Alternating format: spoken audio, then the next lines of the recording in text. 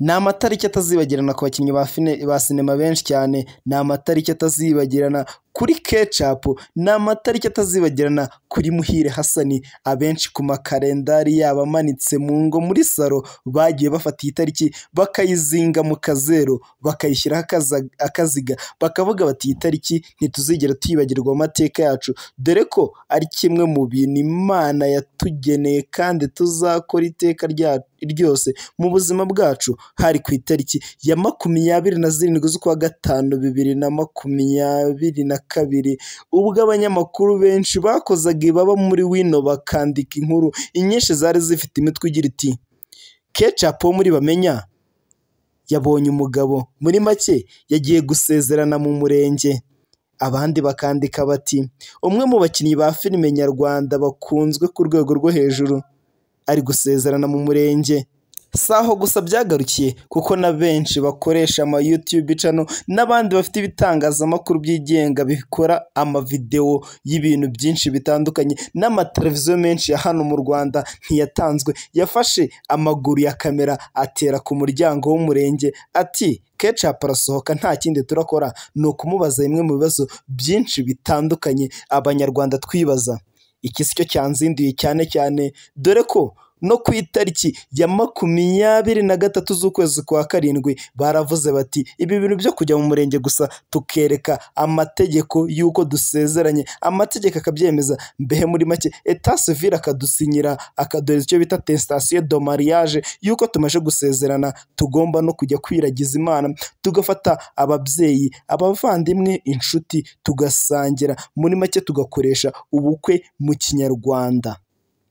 Ibi ngibi ntibyatinze, tariki ya 23 z'ukwezi kwa karindwi Ketchup ntiyatinzemo, nawe yakoresheje ubukwe. Umugabo wiwe aho kumwambika impeta ya fiancaye amwambika impeta ya mariage. Ibi byari ibintu byiza cyane, binjiye mu rusengero barasezerana imbere ya pasiteri.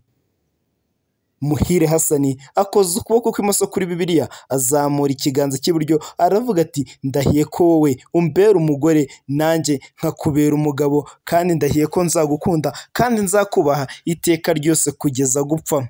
Ketchup nawe ntiyatinzemo, nawe yazamuye ukuboko aravuga ati we Muhire Hassan, nemeye ko umbera umugore, nemeye kumbera umugabo, nanjye nkakubera umugore, kandi nzagukunda kandi nzakubaha iteka ryose kugeza gupfa. Waba urwaye cyangwa ukonje, waba uri mu buribwe cyangwa uri mu bubabare, icyo nzi cyo ngewe nzagukorera massage, ibyo uzaba byose bizashira.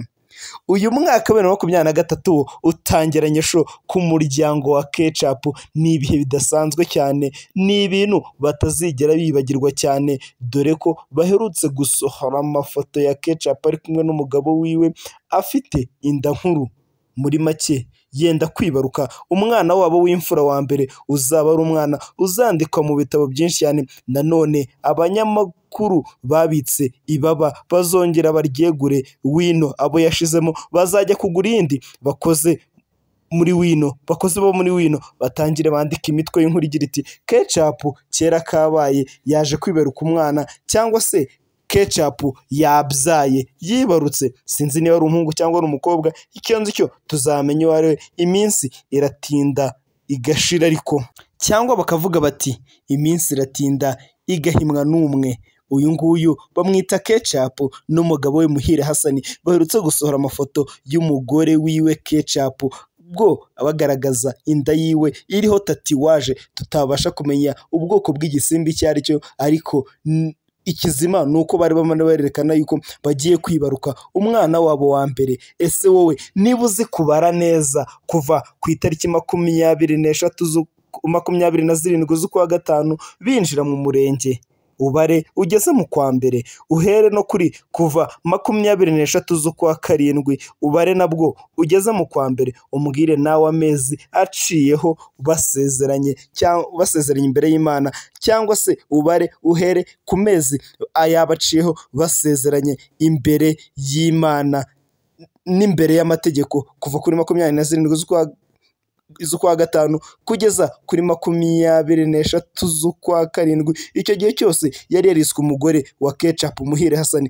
ariko uko biri kose hari amatariki imbere yaho baduhishe, basezeraniye ahandi hantu tutabasha gutangariza muri iki kiganiro. Gusa nawe niba wumva iki kiganiro ushobora kuba wahamenye. Ese wowe uri kumva iki kiganiro ushobora gukanda subscribe hano ku Numa Media, ubundi tukaguma kubana mu biganiro byacu umunsi ku wundi, dore ko tukugezaho ibiganiro byinshi bigezweho hano ku mihanda ya Kigali, ari ibicaracara hano ku mbuga nkoranyambaga, ibivugwa n'abakinnyi n'abatoza, ibivugwa n'abakinnyi ba filime, abayobozi b'amafilime, abayobozi b'indirimbo, byinshi cyane. Wowe icyo usabwa ni ukanda subscribe cyangwa se ukatwandikira muri comment ukatubwira byinshi tuba tutakoze neza mu kiganiro cyacu, ubundi tukazarushaho kubikosora kugira ngo wumve ibiganiro byacu kuri Numa Media uzabashe kuryoherwa.